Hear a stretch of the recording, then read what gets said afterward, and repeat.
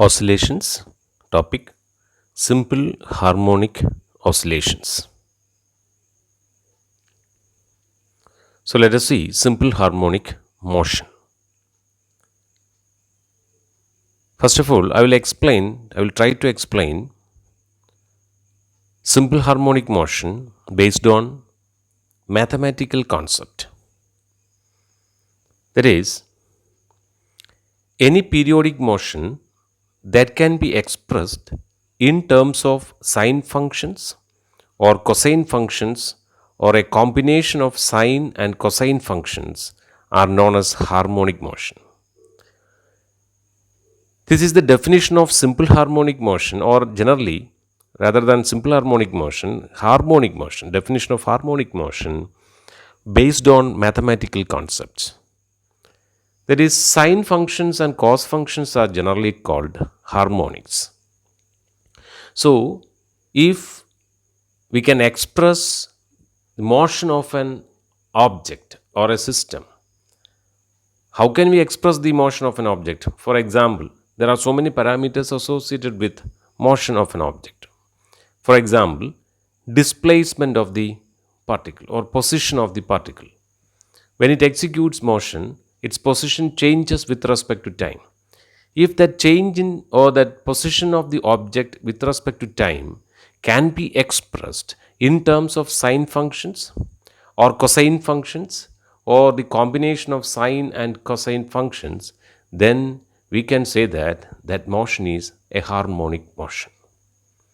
Now we can have an infinite number of such equations, many equations, because we can choose any combination of sine and cosine functions. So there are plenty of equations that we can make through mathematical means. For example, the position of the particle with respect to time is represented as a sine omega t.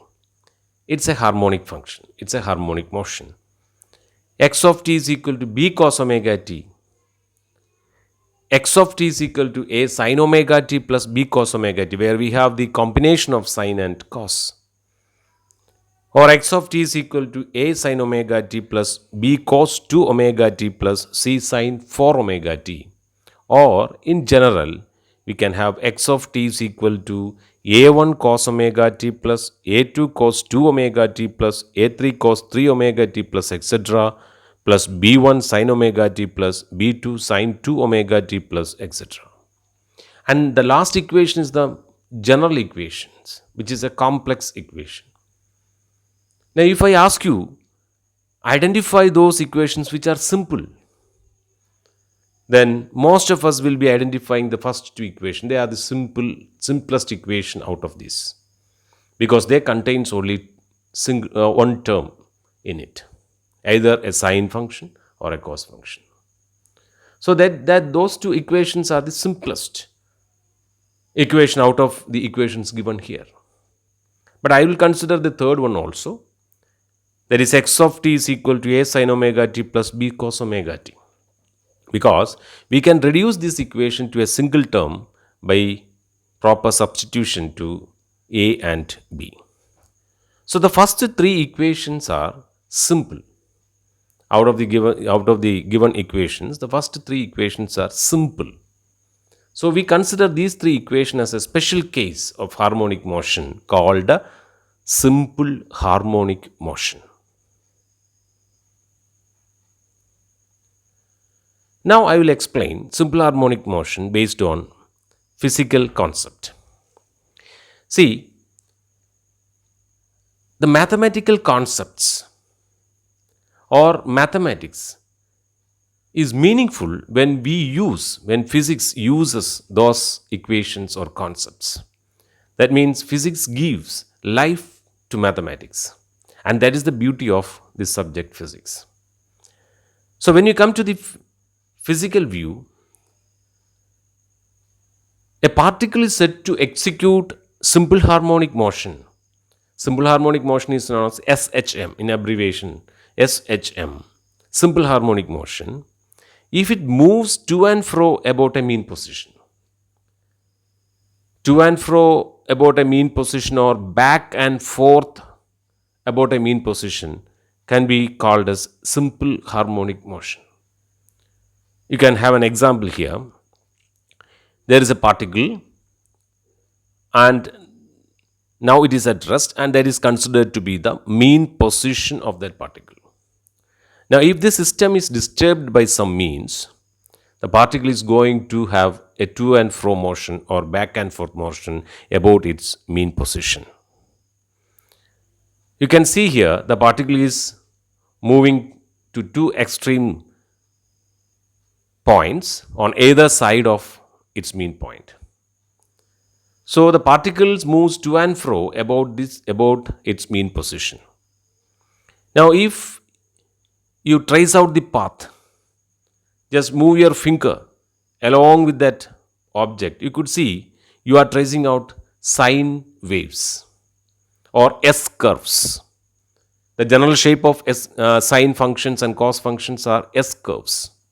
So if you move your finger along with that object, you could see that your finger is moving in the finger traces out S shapes, and this S shapes repeats after regular intervals of time.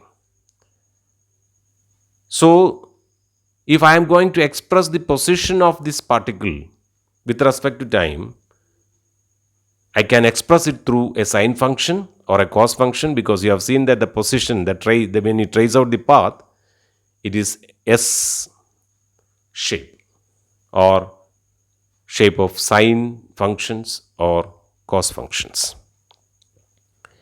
So when this motion happens, or when a particle moves to and fro or back and forth about a mean position, this happens when the particle is under the action of a restoring force, which is proportional to its displacement from its mean position and always directed towards the mean position.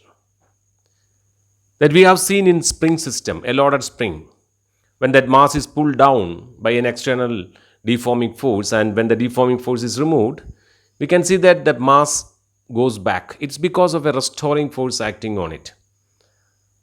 So this restoring force is, if that restoring force is directly proportional to its displacement and directed towards the mean position, then on a disturbance, the particle can execute simple harmonic motion, provided the system should have inertia and the medium should be free from dissipative forces. Why inertia? See, the restoring force makes the body to come to its equilibrium position. If there is no inertia, then what happens? The body comes to the mean position and momentarily it gets stopped there. It will not overshoot that mean position. So due to inertia, if that system possesses inertia, then the body will resist its change, and once it reaches the mean position, the body overshoots that position and goes to the other side. When it goes to the other side, again restoring force will come into play and pulls that body towards its mean position. So this restoring force and inertia makes the body to move to and fro or back and forth about its mean position. And the system should be free from hindering forces or dissipative forces like frictional forces, viscous drag, air resistance, etc. If there is dissipative forces, then the system has to spend some amount of energy to overcome these forces or to do work against these forces.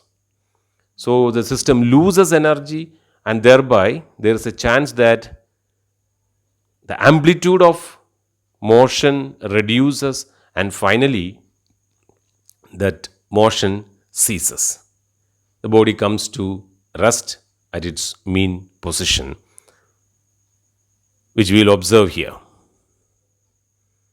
You can see that initially that displacement was maximum. After one or two oscillations, the displacement, that maximum displacement, the value of maximum displacement reduces and its motion ceases at a particular instant. it comes to rest. So if dissipative forces are there, it becomes a damped one, or after a certain time that motion ceases out. If the displacement of the oscillating body from the mean position is very small, that is, we are displacing that body from its mean position by a small amount, the displacement is very, very, very small, infinitesimally small, then restoring force is found to be directly proportional to displacement. That is, F is directly proportional to x, where x is the displacement or the extension. That is, F is equal to a constant k into x. Actually, it is F is equal to minus kx, where k is known as the force constant or spring factor, which is defined as force per unit displacement or force per unit extension. And the force is negative because here the negative sign in the equation shows that restoring force is always opposite to direction of displacement and always pointing towards equilibrium position. So the negative sign means that the direction of force is always opposite to displacement. Think that the particle is moving along the positive x direction. So x is positive. So F will be equal to minus k into x, which is negative. That is, force is opposite to displacement. Now imagine that that body is moving along the negative x direction. So when the body is moving along negative x direction, the force equation becomes kx because minus of minus, it becomes positive. So there the force is opposite to displacement. So whether the body is moving along positive direction or negative direction, the force will be always opposite to displacement and it will be always pointing towards the mean position. And that is the significance of negative sign in the above equation. Now by Newton's second law, we have F is equal to m into d square x by dt square. As you all know that d square x by dt square measures acceleration. So it is simply F is equal to ma. So Newton's second law says that force F is equal to m into d square x by dt square. And we have seen that the force, the restoring force is actually minus kx. So we have m into d square x by dt square is equal to minus kx. On rearranging, we get d square x by dt square is equal to minus k by m into x.